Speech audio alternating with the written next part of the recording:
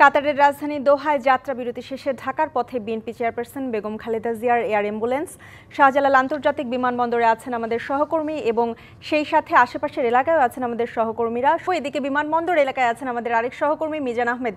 মিজান আহমেদ, আপনি শুনছিলেন যে আমাদের সহকর্মী দাউদ খান এবং আনোয়ার হোসেন তারা জানাচ্ছিলেন বিমানবন্দরে আছেন নেতাকর্মীরা, তাদের উচ্ছ্বাস জানাচ্ছিলেন এবং সেই সাথে নিরাপত্তা ব্যবস্থা নিয়েও জানাচ্ছিলেন। আপনার কাছে জানতে চাইবো, আপনি যেখানে আছেন সেখানকার কি অবস্থা দেখছেন? আপনি শুনছিলেন আমার সহকর্মীরা যেমনটি জানাচ্ছিলেন, আসলে রৌদ্রের যে খরতাপ, সেই খরতাপ হৃদয়ের ভালোবাসার কাছে আজ পরাজিত হয়েছে। প্রখর রৌদ্র উপেক্ষা করেই কিন্তু বিএনপির নেতাকর্মীরা রয়েছেন। আজকে সারা বাংলাদেশের চোখ রয়েছে কিন্তু এই হযরত শাহজালাল আন্তর্জাতিক বিমানবন্দরের ৮ নম্বর কার্গো গেটের দিকে। এখানে নেতাকর্মীরা রয়েছেন এবং আমরা তাদের কাছ থেকে একটু জানতে চাবো যে এই যে আপনারা রয়েছেন, আসলে আজকে অনুভূতিটা কেমন? আমাদের আলহামদুলিল্লাহ, আল্লাহর কাছে অনেক শুকরিয়া। আমাদের গণতন্ত্রের মা দেশনেত্রী বেগম খালেদা জিয়া আজকে বাংলাদেশে পদার্পণ করবেন, এই জন্য সারা বাংলাদেশের মানুষ আজকে অনেক আনন্দিত এবং উজ্জীবিত। ইনশাআল্লাহ গণতন্ত্রের মা যেহেতু আজকে বাংলাদেশে আসবেন, আগামী দিনে এই বাংলাদেশে গণতন্ত্র প্রতিষ্ঠা হবে এই আশা আমরা করছি। যেমনটি উনি বলছিলেন, খালেদা জিয়ার এই আগমনের মধ্য দিয়ে আগামী দিনে যে গণতন্ত্রের যে অগ্রযাত্রা সেটি আরো সংহত হবে। আপনি কি মনে করেন? ইনশাআল্লাহ আমরা বিশ্বাস করি, শুধু আমরা নয়, বাংলাদেশের 17 কোটি মানুষ বিশ্বাস করে। সাবেক 3 বারের প্রধানমন্ত্রী, আগামী দিনের এই রাষ্ট্রের সর্বোচ্চ অভিভাবক দেশনেত্রী বেগম খালেদা জিয়া দেশে ফিরবেন এবং এই গণতন্ত্রকে শক্তিশালী করবেন। তার হাত ধরেই বাংলাদেশে, তার এই বিএনপির হাত ধরেই গণতন্ত্র সৃষ্টি হয়েছে। আগামী দিনে এই গণতন্ত্র রক্ষার কবচ হিসেবে দেশনেত্রী বেগম খালেদা জিয়া ইনশাআল্লাহ থাকবেন। যেমনটি ওনারা জানাচ্ছিলেন, আপনার মাধ্যমে দর্শককে জানাতে চাই, বিএনপি চেয়ারপারসন খালেদা জিয়াকে আপসীন নেত্রী বলা হয়। এই আপসীন নেত্রী কেন বলা হয়? 1986 সালে যখন এরশাদ সরকারের অধীনে নির্বাচনে যাওয়ার কথা হয়, তখন কিন্তু বিরোধী দলগুলো সিদ্ধান্ত নেয় যে তারা সেই নির্বাচনে যাবেন না এবং যারাই নির্বাচনে অংশ নেবেন তারাই জাতীয় বেঈমান হিসেবে স্বীকৃত হবেন।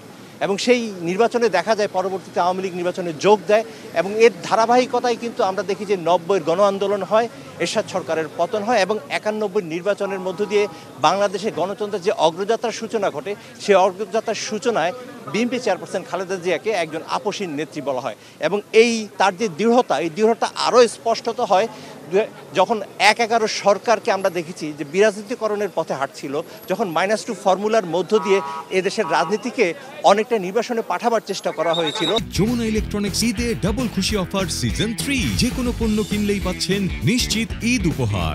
যখন প্রচণ্ড প্রভাব বিস্তার করে খালেদা জিয়াকে বিদেশে পাঠানোর চেষ্টা করছিল, তখন কিন্তু তিনি অনড় ছিলেন এবং তিনি অনড় ছিলেন বলেই কিন্তু বাংলাদেশের রাজনীতি আজও সুস্থ ধারায় রয়েছে এবং তার পথে হেঁটে যাচ্ছে।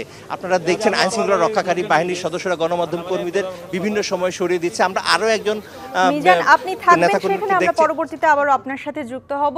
এদিকে আমরা একটু ফিরোজার সামনে থেকে ঘুরে আসতে চাই। সেখানে আছেন আমাদের সহকর্মী নূপুর মাহমুদ। নূপুর মাহমুদ, আপনি যেখানে আছেন সেখানে নেতাকর্মীদের ভিড় কেমন দেখছেন এবং পরিস্থিতি কেমন দেখছেন, আইনশৃঙ্খলা বাহিনীর উপস্থিতি কেমন দেখছেন?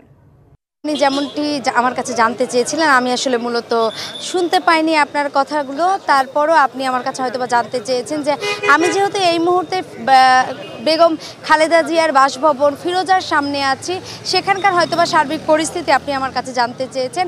আসলে মূলত আপনাকে যদি আমি জানাই যে আজকে দীর্ঘ প্রতীক্ষার অবসান ঘটতে যাচ্ছে বিএনপির নেতাকর্মীদের।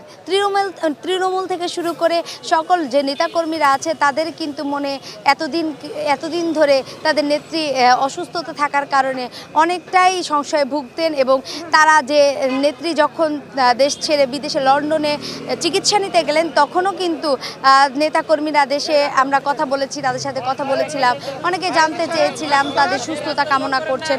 তা আমরা ইতিমধ্যে দেখছি যে দীর্ঘ 4 মাস পরে দেশে ফিরছেন বেগম খালেদা জিয়া, বিএনপি চেয়ারপারসন। সেই সাথে তার সাথে আছেন তার ছেলের বউ অর্থাৎ ডক্টর জুবাইদা।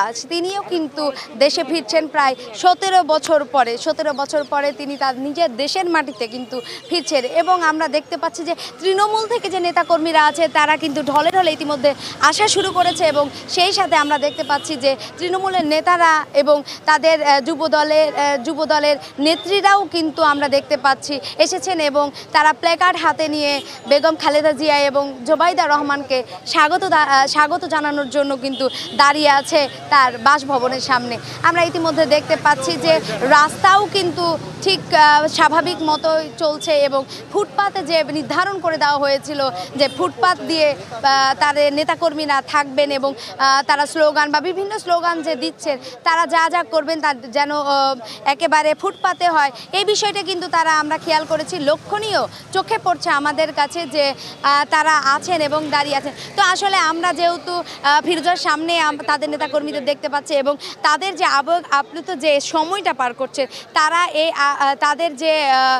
যে কথা বেগম জিয়ার আসার যে অপেক্ষায় ছিলেন, তাদের যে মধ্যে যে উদ্দীপনা উচ্ছ্বাস আমরা দেখতে পাচ্ছি, আসলে তাদের এই অনুভূতিটা আমরা তাদের কাছ থেকেই সরাসরি জানবো। এই যে আজকে অনেক আপনি কোথা থেকে এসেছেন এবং আপনার নেত্রীকে হচ্ছে যে স্বাগত জানাতে আসছেন, এই বিষয়টা আপনার কাছে কেমন? আমরা খুবই উৎসব মুখর পরিবেশে আমরা আমাদের নেত্রীকে গ্রহণ করতেছি, আর হচ্ছে জোবাইদা রহমানের দেশ প্রত্যাবর্তনে স্বদেশ প্রত্যাবর্তনে আমরা খুবই খুশি। আমরা তারেক জিয়ার অপেক্ষায় আছি। আপনি যেমনটি দেখছিলেন বা শুনছিলেন যে তাদের নেতাকর্মীরা বলছেন যে তারা তাদের নেত্রীর অপেক্ষায় আছেন এবং আবারও গণতন্ত্রের যেন হাল পুনরুদ্ধার আবার হাল ধরতে পারে সেই অপেক্ষায় আছে, এমনটি কিন্তু বলছে। আমরা বিভিন্ন এলাকা থেকে যে এসেছেন নেতারা, তাদের সাথে আমরা ছোট ছোট করে কথা বলবো এবং আসলে তাদের অনুভূতির কথাগুলো আজকে জানবো। আসলে আপনি কোথা থেকে এসেছেন এবং আজকে যে আপনি স্বাগত জানাতে এসেছেন আপনার নেত্রীকে, আসলে সামনের দিকে আসলে কি চাচ্ছেন আপনারা? নেত্রীকে আবার দেশের হাল ধরবে এমনটাই চাচ্ছে? জি, আমি আসছি ব্রাহ্মণবাড়িয়া থেকে। ব্রাহ্মণবাড়িয়া 3 আসনের এমপি ইঞ্জিনিয়ার হালেক ভাই শিমুল ভাইয়ের পক্ষ থেকে আমরা ব্রাহ্মণবাড়িয়া থেকে আমি সকালে আসছি। আমার কথা হচ্ছে আমি বেগম খালেদা জিয়াকে রিসিভ করার জন্য এবং জানার জন্য। আর আরেকটা জিনিস আপনারা জানেন, স্বৈরাচার সরকার থাকতে আমলে এই বিদ্যুৎ লাইন কেটে দিয়েছিল, পানির লাইন কেটে দিয়েছিল। আপনারা জানেন এই মিথ্যা মামলা দিয়া ম্যাডাম গ্যাস 17 বছর জেল খাটিয়ে রাখছে। আপনারা জানেন অনেক অসুস্থ ছিল। আসলে আপনি যেমনটি দেখছেন এখানে যে নেতাকর্মীরা আছে তারা তাদের অনুভূতিগুলো শেয়ার করছেন এবং আমাদেরকে জানাচ্ছেন। আমরা তাদের অনুভূতিগুলো আসলে আমাদের দর্শকদের কাছে তুলে ধরছি এবং তাদেরকে জানানোর চেষ্টা করছি যে আসলে বিএনপির চেয়ারপারসন বেগম খালেদা জিয়া দেশে আসাতে তারা কতটা আনন্দিত এবং খুশি আমরা দেখতে পাচ্ছি। এবং সেই সাথে 17 বছর পর, দীর্ঘ 17 বছর পর যে জুবাইদা দেশে আসছেন, তাতেও কিন্তু তাদের নেতাকর্মীরা অনেক ভালোবাসা এবং শ্রদ্ধা সম্মানে সিক্ত হয়ে উঠেছে আমরা কিন্তু দেখতে পাচ্ছি। এবং আমাদের দর্শকদের আমরা পরবর্তীতে আবারও দেখানোর চেষ্টা করব। কিছুক্ষণের মধ্যেই হয়তোবা বেগম খালেদা জিয়া তার প্রিয় বাসভবন এইখানে ফিরোজায় কিছুক্ষণের মধ্যে হয়তোবা পৌঁছে যাবেন। আমরা ইতিমধ্যে জানতে পেরেছি তিনি 11টার পরেই মূলত আসার কথা আছেন, আর আমরা ততক্ষণ পর্যন্ত অপেক্ষা করব এবং আমাদের দর্শকদের জন্য জানানোর চেষ্টা করব। আসলে আমরা জানতে পারবো এবং আপনার সাথে আমরা পরবর্তীতে আবারও যুক্ত হব। নুপুর মাহমুদ, আপনাকে ধন্যবাদ।